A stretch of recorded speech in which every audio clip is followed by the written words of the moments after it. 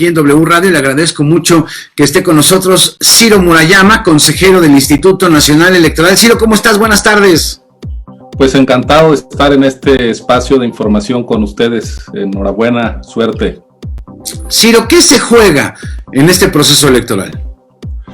Pues la capacidad de nuestro país de confirmarse como una democracia que a través del voto libre y secreto renueva sus poderes, sus representantes, a sus gobernantes.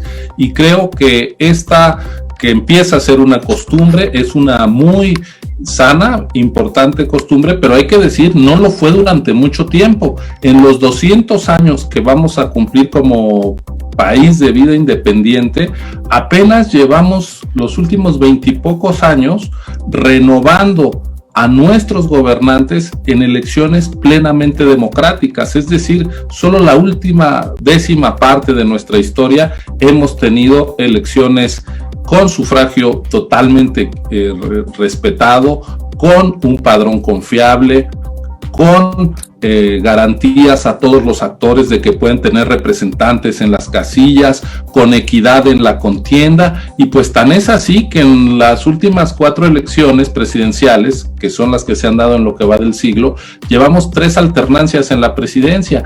Eso no hubiera sido posible si no se hubiera construido un marco institucional y legal que fuera dejando atrás aquella época donde las elecciones eran un ritual con ganadores y perdedores predeterminados.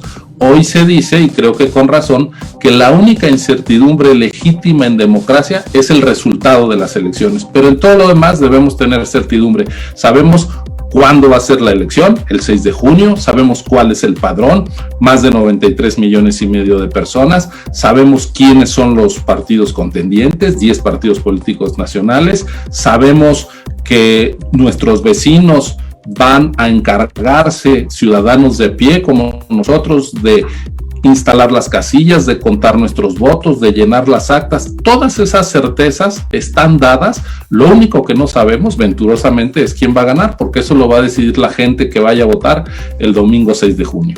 Ha sido un proceso electoral intenso, y me refiero a intenso en el ámbito de la grilla política, sobre todo. Han ido y venido las acusaciones contra las autoridades electorales, no solo contra el INE, sino también contra el Tribunal Electoral del Poder Judicial de la Federación, es decir, contra el árbitro y contra el administrador del partido, digámoslo así.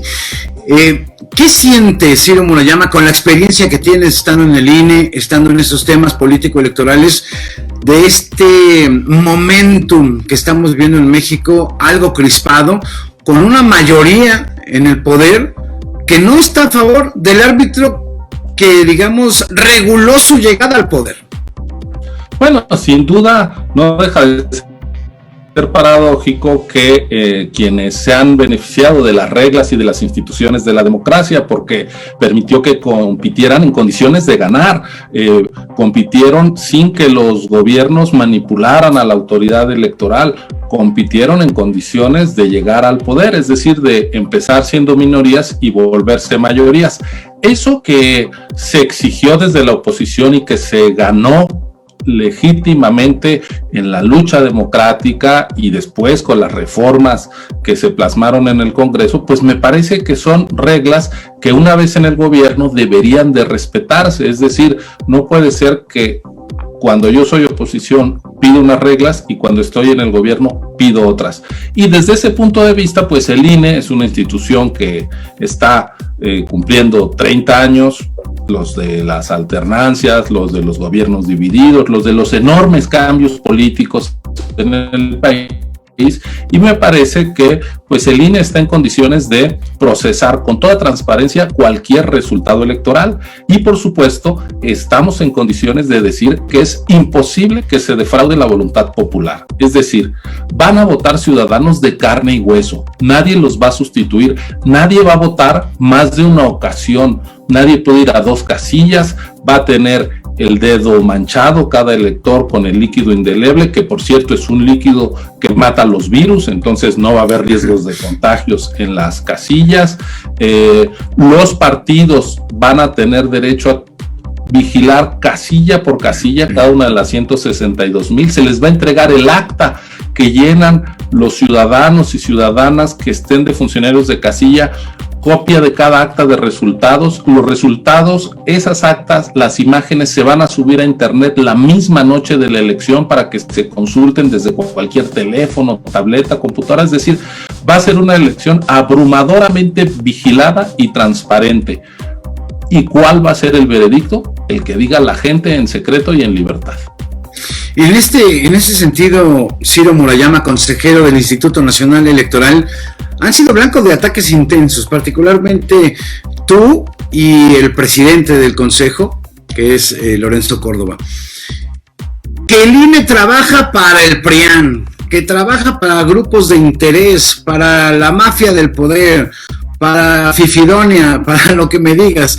¿Qué le dices al gran elector? Porque finalmente los electores, los que están en la calle, los que no están en esta burbuja mediática, ni de las redes sociales, ni del círculo rojo, pues algo les llegará y dirán, bueno, voto, no voto, ¿qué tengo que hacer? Si está bien que vaya a votar, no van a contar mi voto. Es decir, son interesantes los mensajes de los actores políticos de cara al electorado, que finalmente pues les llegarán las despensas en última instancia, irán a votar y decidirán ahí en la mampara en secreto.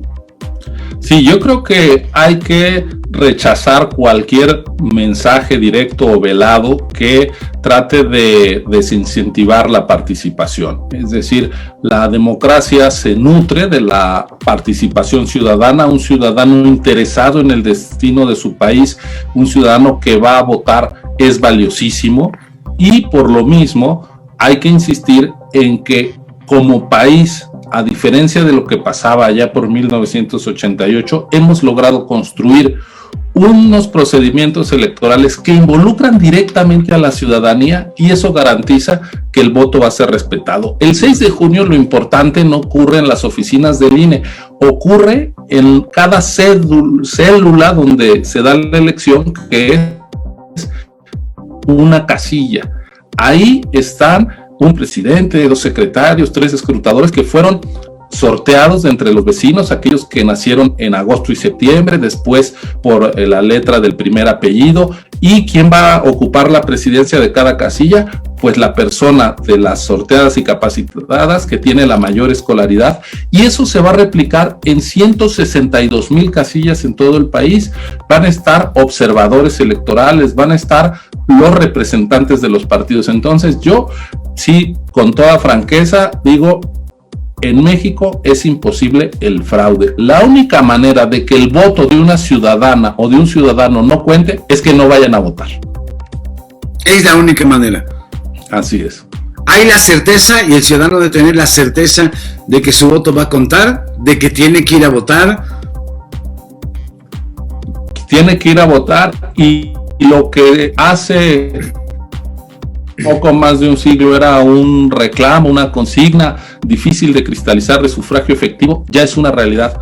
Somos unas generaciones de mexicanos a los cuales se les ha respetado, se les respeta el voto, entonces no dejemos de ejercerlo.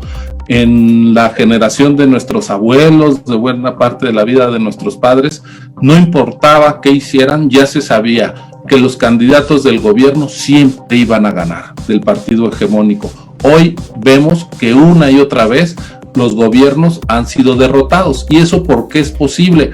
Porque el gobierno no controla al INE ni a los institutos locales, y la elección la hacen los ciudadanos que votan y que cuentan votos. Ahí está la reserva de credibilidad, de transparencia en nuestros procesos electorales. Así que si bien la autoridad electoral ha tomado decisiones que a veces afectan a algún partido y cree que no se debe de afectar porque ese partido es más fuerte que los otros, en fin, bueno, pues esas son decisiones coyunturales sobre aspectos puntuales.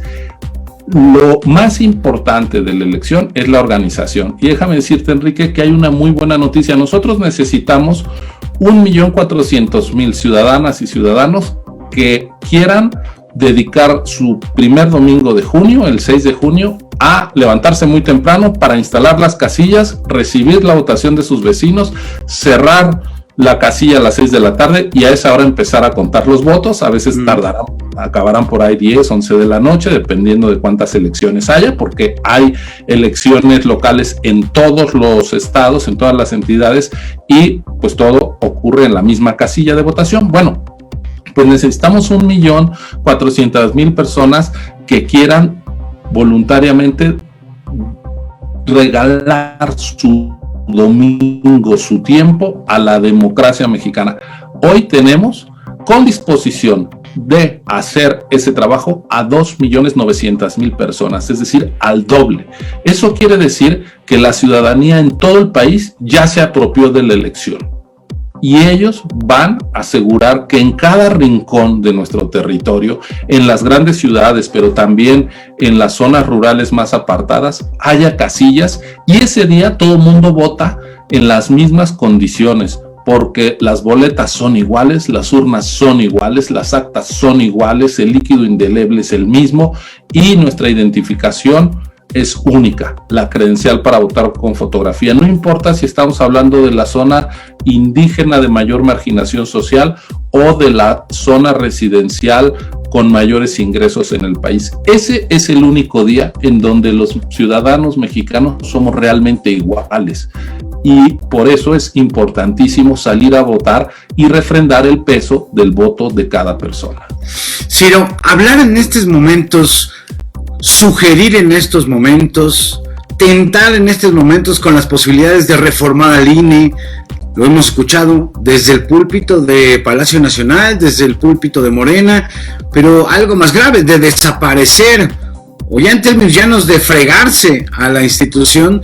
¿De qué estamos hablando? Es decir, en medio de este proceso electoral, hablar de que el árbitro no funciona, aunque esas leyes van a regir durante esta elección todavía.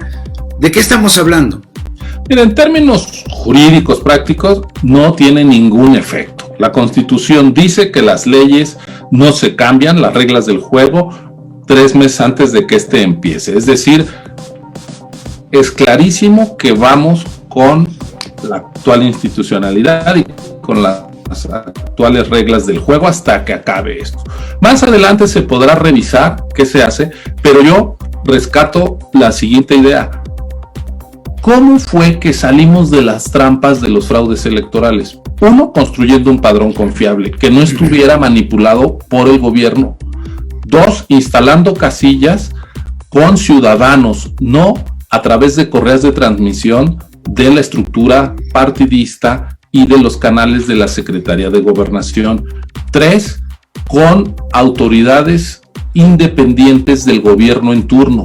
Bueno, eso es lo que hoy existe, y yo me pregunto si alguien está pensando, cuando se dice que el INE debe morir, como ha dicho un empresario que me recuerda pues estos dichos de los poderes fácticos contra la democracia, muy al estilo Trump.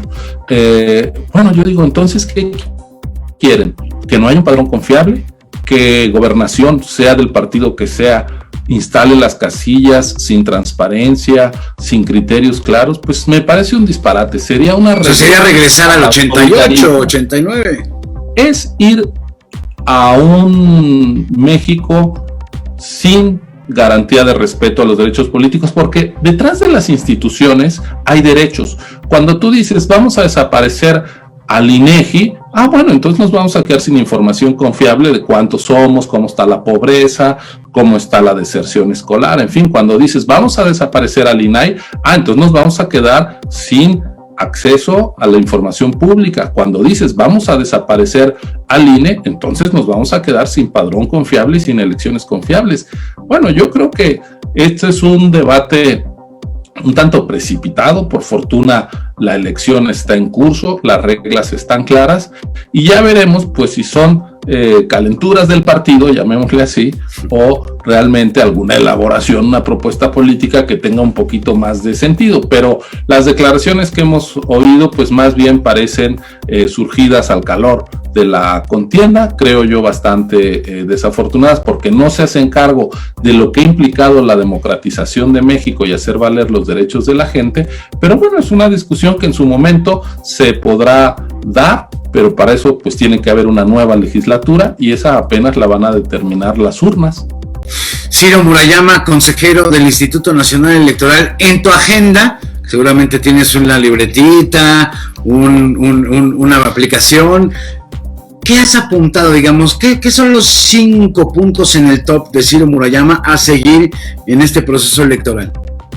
Mira, hay algunos que ya se resolvieron. Por ejemplo, que hubiera presupuesto para hacer las elecciones.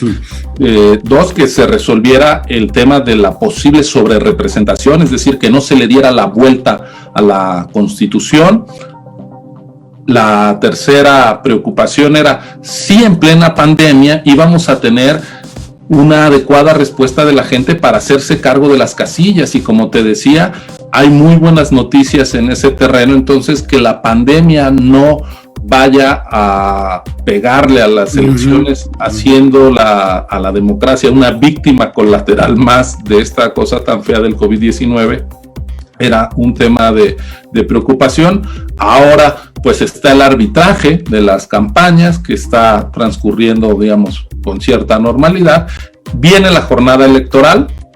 Después viene la fiscalización de los gastos de los candidatos para ver que no haya rebases de topes y que no se obtuvieron ventajas ilegales. Y finalmente pues viene para el INE la definición de cómo quedará conformada la Cámara de Diputados. Digamos que esa es la secuencia de temas relevantes que tenemos en la agenda. Ciro, falta un mes exactamente para la elección del 6 de junio. ¿Va a haber cubrebocas, gel antibacterial en las casillas? Creo que ahora que tocabas el punto de la pandemia, que no convierta al sufragio en una víctima colateral más, ¿cuál va a ser la preparación sanitaria, hablando de este punto en específico, en los puntos de votación, en los centros de votación? Claro que sí, Enrique, es un tema bien relevante. Incluso déjame decirte que absorbió buena parte del presupuesto, porque si estamos hablando que vamos a instalar más de 162,000 casillas, pues si te gastas en cada casilla 1,000 pesos en algún material de previsión, y estás hablando de 162 millones de pesos. En realidad nos vamos a gastar arriba de 300 millones de pesos solo en materiales para hacer de las casillas espacios seguros. Sabemos que no hay riesgo cero cuando hay una pandemia en curso, pero a ver, ¿qué vamos a hacer? Primero, buscar locales ventilados, espacios amplios para que ahí se instalen las casillas. Vamos a hacer obligatorio el uso de cubrebocas de todos los electores. Es decir, si alguien no está de acuerdo en usar el cubrebocas, está poniendo en riesgo a los demás, y esa es una de las causas para las cuales no se permite a alguien acceder a la casilla. O sea, es como ir a la tienda de conveniencia, no entras sin cubrebocas. Caramba, subimos al transporte público a la tiendita con cubrebocas, llevémosla también, por supuesto, llevemos nuestro cubrebocas. Si alguien no tiene cubrebocas, vamos a tener un par de centenas de cubrebocas para darle a los electores que lleguen. También los funcionarios de casilla van a tener sus cubrebocas, que van a cambiar varias veces a lo largo de la jornada, pero además van a tener caretas protectoras para que ellos que van a estar ahí trabajando más horas estén seguros. Va a haber gel, alcohol en gel, que se va a aplicar a todas las personas que entren a las casillas. Va a haber también interrupciones cada 3 horas de la votación para sanitizar completamente la casilla. No se va a tener que entregar la credencial en la mano del funcionario, sino que se le va a acercar, se le va a mostrar, y con eso el ciudadano, la ciudadana, tiene pues la tranquilidad de que no se manipuló, no se tocó por otra persona. Sí, porque antes la entregabas y pasaban como el secretario de escrutador y no te la daban al final, ¿no? Así es. Entonces ahora ya no va a ser eso necesario, y le estamos sugiriendo, recomendando a la gente que cada quien lleve su marcador para no estar también tocando. ¿Qué tipo de marcador? Porque es una de las preguntas que me han hecho en las redes o amigos, ¿no? ¿Qué? ¿Me llevo mi Sharpie? Cualquier, puede ser una crayola, un lápiz, un plumón, un marcador de tinta, con lo que gusten, pues es papel, papel seguridad, con lo que puedes pintar un billete, puedes marcar tu voto con toda seguridad y confianza. Entonces, vamos a tener toda esta infraestructura y estos materiales de apoyo contra el COVID-19. Ya lo practicamos en 2020, Enrique, con las elecciones locales de Coahuila e Hidalgo, que se llevaron a cabo en octubre del año pasado, ya en plena pandemia, y hubo dos muy buenas noticias. La primera es que no aumentó el número de contagios ni de decesos en las semanas posteriores a la elección por la jornada electoral. Eso quiere decir que se votó en seguridad, con higiene, sana distancia, con las medidas adecuadas. Y la otra buena noticia es que no bajó la participación ciudadana, es decir, que el porcentaje de gente que fue a votar se mantuvo en niveles similares al de elecciones previas. Ojalá que eso ocurra el próximo 6 de junio en todo el país. Pues sí, yo te agradezco mucho esta conversación para este Foro W de cara al 6 de junio. En un mes estaremos saliendo a las urnas para decidir parte del futuro de este país. Te agradezco la conversación y estaremos platicando en estos espacios de W Radio seguramente antes de la justa electoral. Gracias a ti.